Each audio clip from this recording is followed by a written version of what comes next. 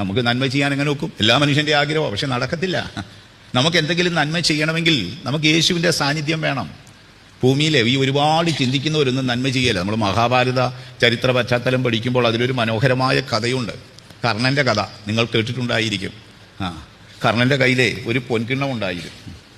അപ്പൊ കർണൻ എന്ത് ചെയ്യും? ആ പൊൻകിണ്ണത്തിൽ നിന്ന് എണ്ണയെടുത്ത് തന്റെ ശരീരത്തിൽ പുരട്ടുമായിരുന്നു. അങ്ങനെ ഇരിക്കുമ്പോൾ ഒരു യാചകന്റെ വേഷത്തിൽ ഒരു ദേവൻ വന്നു പറഞ്ഞു, ഗുരു, ആ പാത്രം എനിക്കിഞ്ഞ് തരാമോ എന്ന്. അപ്പൊ ഇടത് കയ്യിലിരിക്കുകയാണേ. പെട്ടെന്ന് അദ്ദേഹം അങ്ങ് വെച്ച് നീട്ടി. അപ്പോൾ അദ്ദേഹം അത് വാങ്ങിയ ശേഷം യാചകൻ പറഞ്ഞു, പ്രഭു, ധനവാൻ ദരിദ്രന് കൊടുക്കുമ്പോൾ, ധനവാൻ ദരിദ്രന് ദാനം കൊടുക്കുമ്പോൾ ഇടത് കൈ കൊണ്ട് കൊടുക്കരുതേ എന്ന് പറഞ്ഞു. അപ്പം കർണൻ പറഞ്ഞു, സോറി, അത് അബദ്ധം പറ്റിപ്പോയി. അതെന്താ അങ്ങനെ പറ്റിയത്? അത് എൻ്റെ കയ്യിൽ ഇടത് കയ്യിലിരിക്കുന്ന സാധനം ഞാൻ വലത് കൈയിലേക്ക് മാറ്റുമ്പോൾ എൻ്റെ മനസ്സ് മാറാൻ സാധ്യതയുണ്ട്. നമ്മൾ ഭൂമി നന്മ ചെയ്യാത്തത് നമ്മൾ ഒത്തിരി ചിന്തിക്കുന്നവരായതുകൊണ്ടാണ്. ചിലർ ചിന്തിച്ച് ഒരു ജന്മം വേസ്റ്റാക്കി കളയും. ഒരു കാര്യം ഭൂമി ചെയ്യത്തില്ല, സ്വന്തം പ്രാണന് പോലും നന്മ ചെയ്യത്തില്ല. കാര്യം നമ്മൾ ഒത്തിരി ചിന്തിക്കും. ഒരുപാട് ചിന്തിക്കാത്തവരെ ഭൂമി നന്മ ചെയ്യത്തുള്ളൂ. അപ്പോൾ ആ നന്മയ്ക്ക് പിന്നിൽ ആരുണ്ട്?